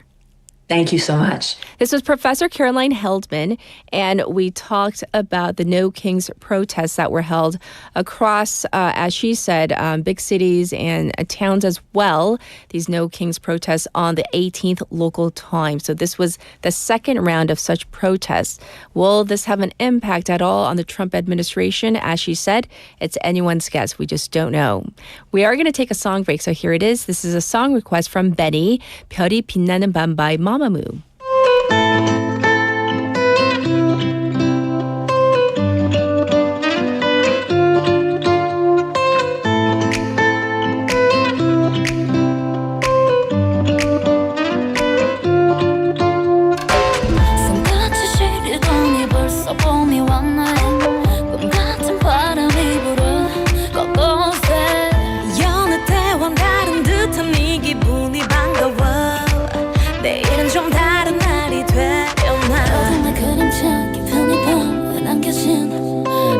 다리 밝아와 빛을 그리고 있어 내 몸에서 너만큼 욕조에 물이 미련이 돼 넘쳐 흘러 한숨이 가득 그 공간을 채워 새벽이 찾아오면 혼자 남겨질 때면 Starry night 별이 빛나는 밤 네가 위 부러워 수많은 밤 나를 취하게 만들어 별이 빛나는 밤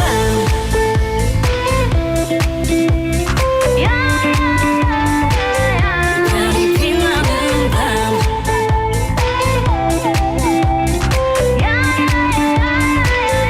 별이 빛나는 밤 겨울이 지나고 또다시 꽃이 피어 따뜻한 공기 냄새가 날 감싸 달라진 거 없는 똑같은 일상이 반복돼 그래도 내일을 기다려봐 하루의 끝에서 이 자리에 나는 서 나니 새도록 나를 그리고 있어 Do you want me to leave? No 난 그 자리 그대로 까만 밤하늘에 가려 잠시 보이지 않는 거야 새벽이 찾아오면 혼자 남겨질 때면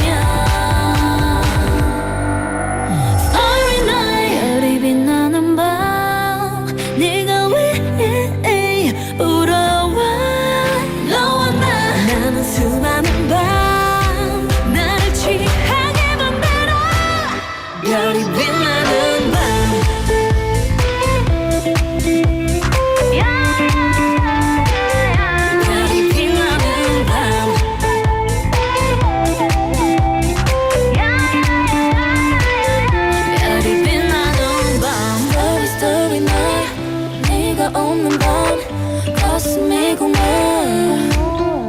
우리의 풍경이 저물어가 현실을 부정해 눈을 감아 또 네가 보여 왜 아른거려 Leave me alone 무너져가네 Starry night 별이 빛나는 밤 네가 왜 부러워 너와 나는 수많은 밤 나를 취하게 만들어 별이 빛나는 밤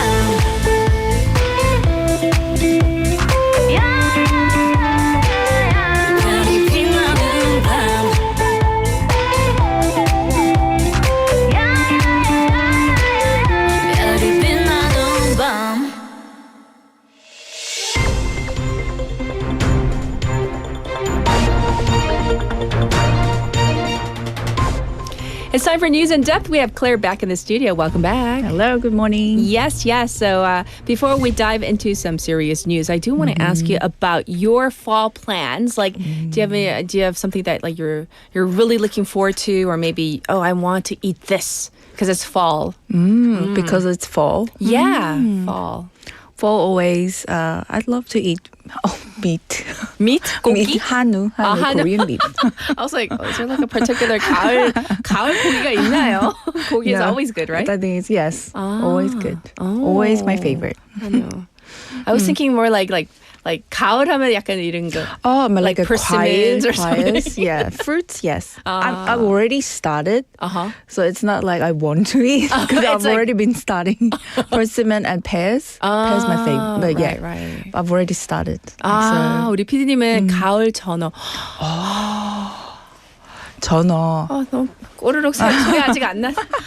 나면 안 되는데. Okay, I'll try to hold off with my stomach grumblings. But let's dive into some news in depth. So, our first story I hear is all about the APEC summit in Gyeongju. It's coming up real soon. So, what do you have for us? So, we begin today with a major international event that's just around the corner.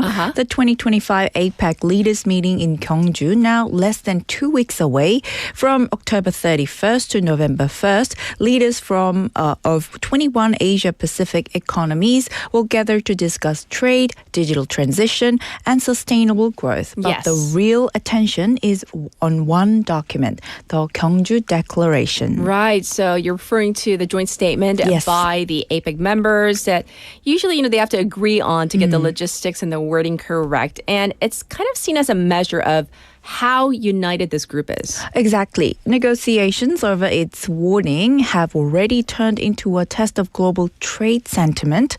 Diplomats say the declaration could end up reflecting a world that's shifting away from open trade and towards stronger protectionism. Yes. This year's meeting also carries extra weight because it's the first APEC summit since Donald Trump returned to the White House, and the U.S. has re-emphasized tariff-based trade policies aimed at protecting domestic industries.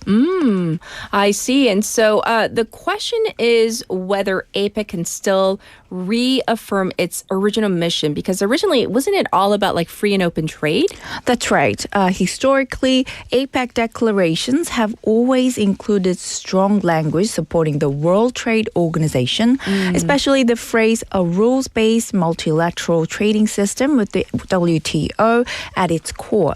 But this year, insiders say that keyword core may be removed, signaling a possible retreat from the WTO-centered order that guided global trade for decades. Yes, and so even a minor, small change in wording can actually signal a big shift in policy. Indeed.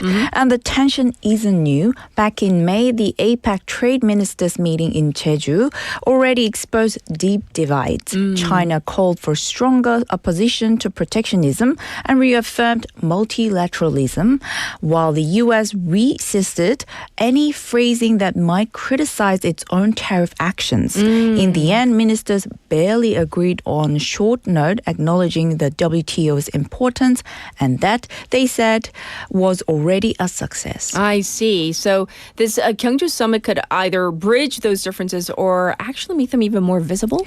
Exactly. Observers are calling it a litmus test for the future of regional trade. Okay. If the final text softens its support for free trade, it could mean that APEC is no longer the strong champion of open markets it once was. Yes. And the optics add to the complexity. President Trump is expected to skip the main sessions while China's President Xi Jinping will attend, potentially giving Beijing more visibility as a defender of multilateralism. Yes, and this is an interesting reversal from just a few years back. Yes, it is.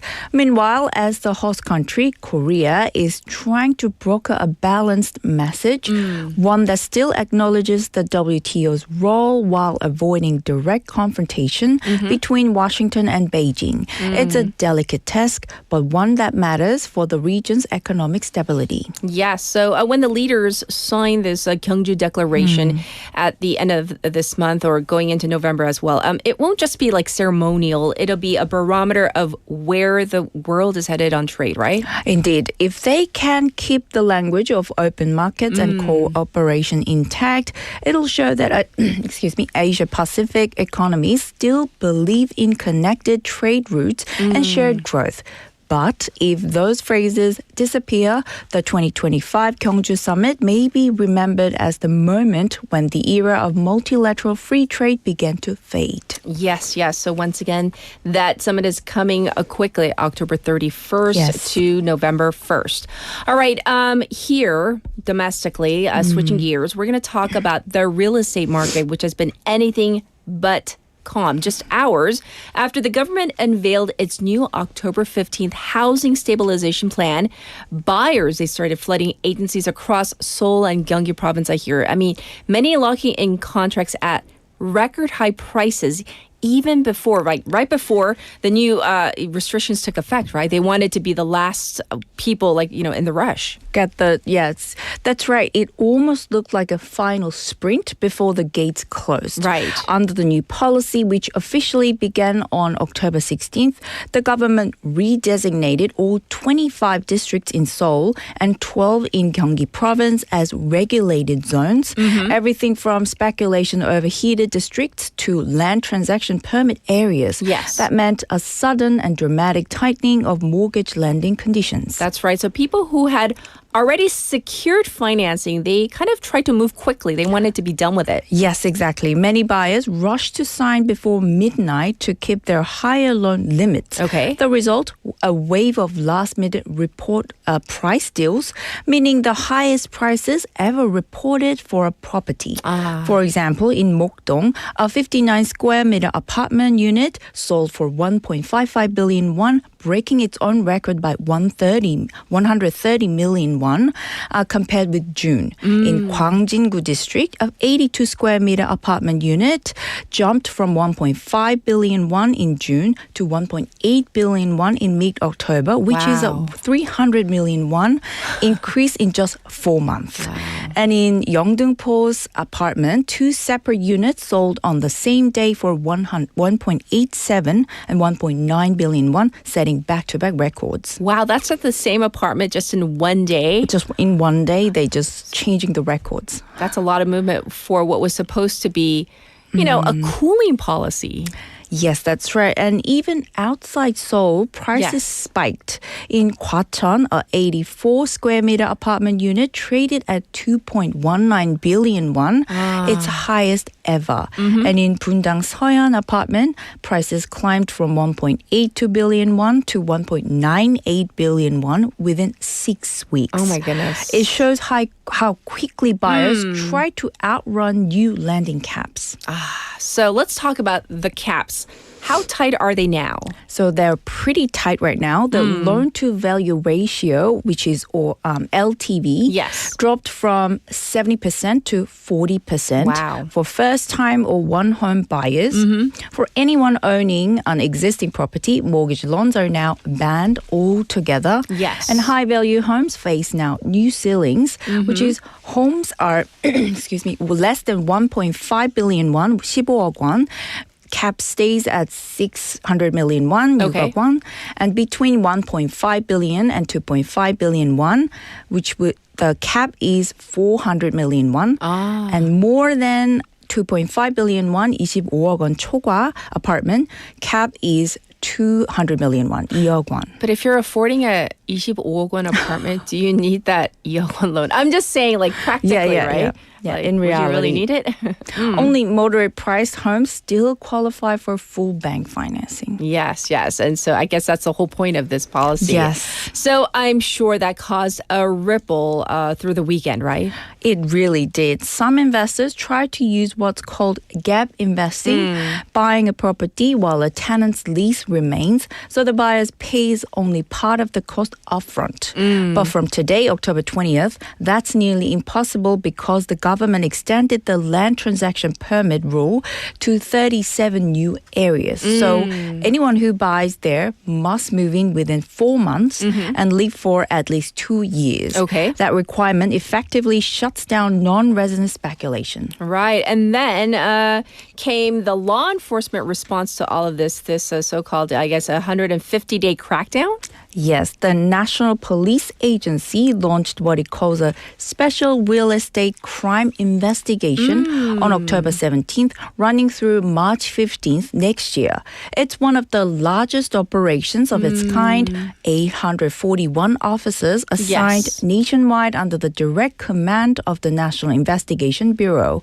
They're targeting 8 main categories of violations, including price fixing and false listings, and illegal brokerage, fraudulent apartment subscriptions, insider trading, redevelopment and reconstruction corruption, planned estate or project land scams, farmland speculation, and lastly, lease fraud, which, by the way, has been under permanent investigation since 2022. Yes, so this is kind of a wide-ranging, sweeping list. So are they coordinating with other agencies? They are. The police will share data with the Land Ministry's Real Estate Consumer Protection Team and later with a new interagency task force once it's established. Yes. They'll track illicit profits through local crime asset recovery units to reclaim funds obtained through price manipulation or fake transactions. Yes. Seoul and the capital region will focus on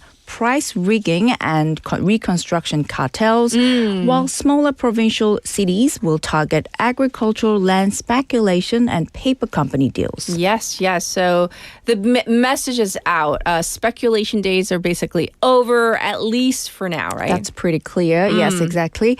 Authorities say they want to rebuild fairness in housing, prevent criminal rings from inflating prices, and protect end users who just want a home to live in. As National Investigation Bureau Chief Park Sung-ju put it, we're aiming to cut off real estate crimes at their root. Yes, well, I mean, we have seen many policies come and go, but this one really combining a lot. We have financial limits and even legal penalties and public reporting. So yes, indeed. It's comprehensive. Yes. The real question is how the market will respond once the initial panic settles.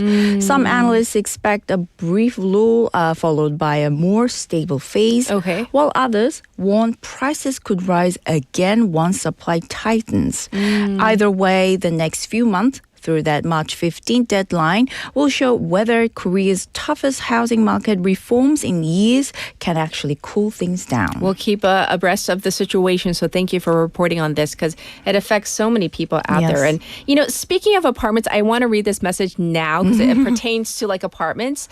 친절한 레일라 님이 저는 오늘 이사 갈 아파트 잔금 치러 가는 날이라서 설레고 긴장되는 날이에요. So, congratulations on, getting it done. And of course, it's so exciting to be moving into a new home, whether it's like a brand new apartment or just changing a home. So we wish the best of luck to you. And we'll play that song for you at the end. So I hope you can tune in till the very end. So congrats once again. All right, now we're going to move on to the Middle East where the ceasefire between Israel and Hamas has entered its most perilous moment yet.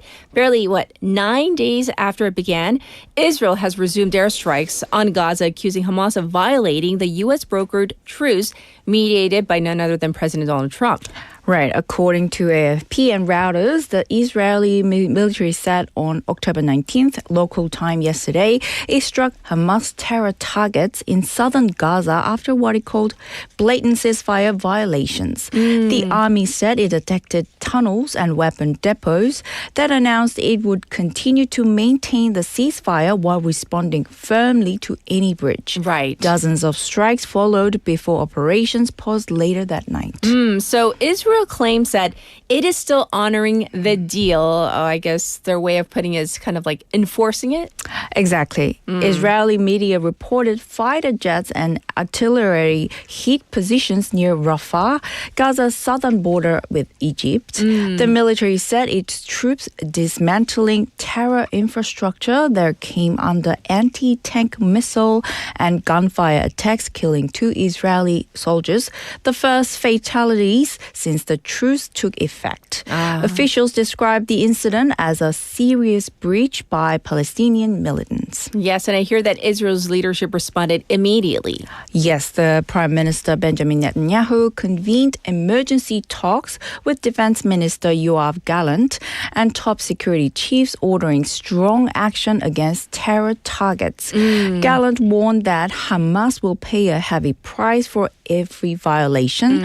National Security Minister Itamar Ben-Gvir urged on social media that Israel fully resume offensive operations, saying the belief Hamas would respect the truce has proven dangerously wrong. And the aftermath of this, humanitarian assistance has been frozen again. That's the problem, yes. Israeli authorities suspended all aid deliveries and kept the Rafah crossing closed until further notice, cutting off food, fuel, and medical supplies. Right. The outlet Axios reported Israel briefed Washington before launching the strikes. The U.S. State Department had already warned of credible intelligence suggesting Hamas was preparing attacks on civilians and said any such act would be treated as a violation of the Gaza peace accord. Yes. On the flip side, Hamas denies everything. Completely. Hamas called the accusations false propaganda aimed at justifying renewed aggression. In a statement, it said Israel was fabricating incidents to create the pretext for war. Okay. Senior member Izzat Ali Sheikh insisted the group remains committed to the truce, while its armed wing, the Al-Qassam Brigades, reaffirmed it was observing the ceasefire across all Gaza territory. Right. But, for us, it's the civilian losses, that's what really matters, and they're mounting fast, the numbers. Yes, they are. Gaza Civil Defense reported at least 33 people killed in the new raids, while EFE News and Israeli broadcasters said about 20 targets were hit, including several refugee camps. Al Jazeera cited medical sources reporting 51 dead and 150 injured since fighting resumed. Yes, but another facet of this ordeal is the hostage situation. The hostage issue remains unresolved, right? Yes, Hamas says it released 20 surviving hostages and has returned 12 bodies. Among them, Israeli Ronan Engel and Thai worker was included. Search efforts for other remains continue, with the group promising to hand over another body as soon as possible. Okay. A Hamas delegation has now arrived in Cairo for emergency talks with Egyptian mediators, while Israeli radio reporters that U.S. envoys Steve Witkoff and Jared Kushner will visit Israel today to help stabilize the situation. Right. So what began as this, peace effort or deal is once again teetering on collapse. Indeed. Israel insists it's defending the truce. Hamas says it's being framed. Meanwhile, civilians are paying the price. The ceasefire will still exist on paper, but the trust holding it together is fading fast. And another round of full-scale conflict may be only one misstep away. Yes. Of course, we're keeping a close eye on what's happening in the Gaza area. But thank you so much for your thorough reporting and welcome back once again. We'll check in with you next week. My pleasure. I'll see you next week. All right, everybody, this was News in Depth, and it's time to wrap up our program on this Monday morning, this fall crisp morning. So here's hoping that you are dressed appropriately and make sure as we transition into fall that you are taking care of your health. All right, song request from 친절한 Layla, 좋은 날 by IU. Wishing you the very best, Layla, and everybody else. Have a good day. Bye, everybody.